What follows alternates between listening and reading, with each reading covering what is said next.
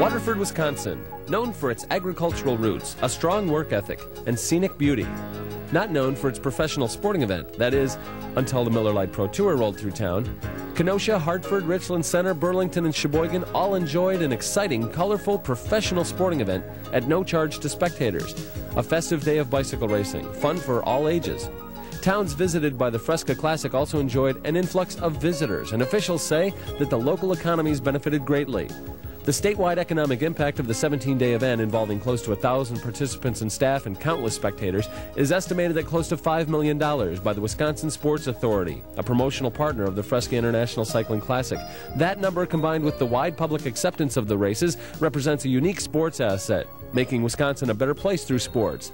And as the Fresca Classic approaches its silver anniversary, it means a bright future for bike racing in the Badger State in the month of July. Now back to Eddie Van Geis. Just 6 days are remaining in the '93 Fresca International Cycling Classic, and you couldn't have written a better story than the one that's unfolding here. The Coors Light team, with two-time Superweek champion Roberto Gaggioli, has made it clear that they want a three-peat. But Team Saturn has proven to be a formidable opponent and is in no hurry to let go of the coveted Fresca Race Leaders jersey. For the final week of the Miller Lite Pro Tour, Coors Light has called for reinforcements and has brought in fresh riders with one goal: get that yellow jersey. Other teams, of course, had the same goal, if not the manpower. Their first opportunity would be the Lions Burlington Road Race, held at the MGA Proving Grounds. This 95-mile event saw a breakaway of 7 riders break free, including Coors Light's Jonas Carney, a threat to the race leader's jersey. On the final circuit, it was Carney attacking with Steve Speaks and joined by Danny Clark. In the final kilometer, 2 more riders joined up and began the sprint up the final climb. Carney, one of the fastest finishers in the sport, held off a charge by the Russian Dmitry Nalubin and the Aussie Danny Clark to take a 25-point jump in the overall standings, while race leader Scott Fortner won the field sprint to limit his losses with 12 points. Day 14, the tour stopped in Sheboygan for the Heritage Square Challenge. The town's children turned out to watch the pros race and to get an autograph, or 2, or 3. Picnickers around the course watched as several attacks, like this one by Frigidaire's John Schell and Motorola's Christophe Manant, briefly went away, only to be chased down by a very fast peloton. It would be a packed sprint and a fast one as the Chevy LA Sheriff's team pushed the pace up to 35 miles per hour at the bell lap. But it was the Coors Light train that rolled through the final 2 turns and hurled Roberto Gaggioli to the line before a fast charging field. Fresca race leader Scott Fortner of Saturn would retain the race lead. We asked him if he had any confidence of holding it. Myself, I don't, but my team seems to have it. I'm trying not to let them down, really. They've been doing a lot of work for me, and I'm going to fight every day that I can, basically. So Coors Light, with its fresh legs, seems to hold the upper hand. Plan right now is to just make Saturn suffer in the next couple of days and keep on. Today we kept the pressure on them all day and made sure that they always had to chase somebody, Roberto or Scott or somebody. And we just totally, made their team do all the work today.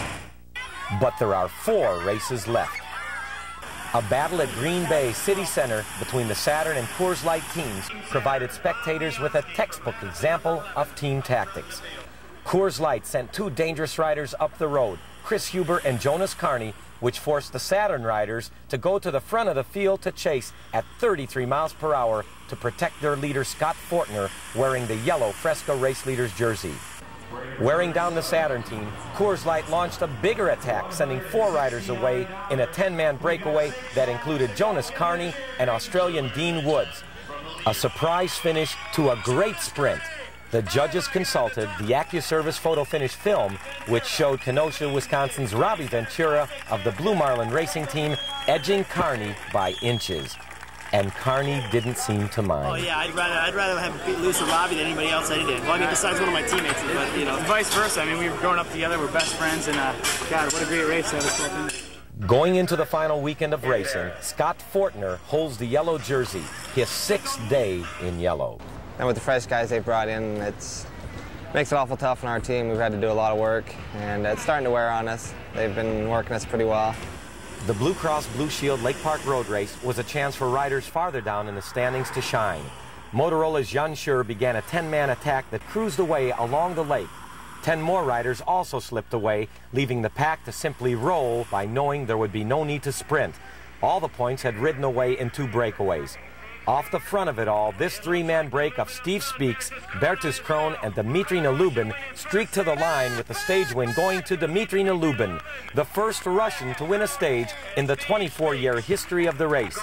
Behind, some playful Saturn riders feign a sprint in the field.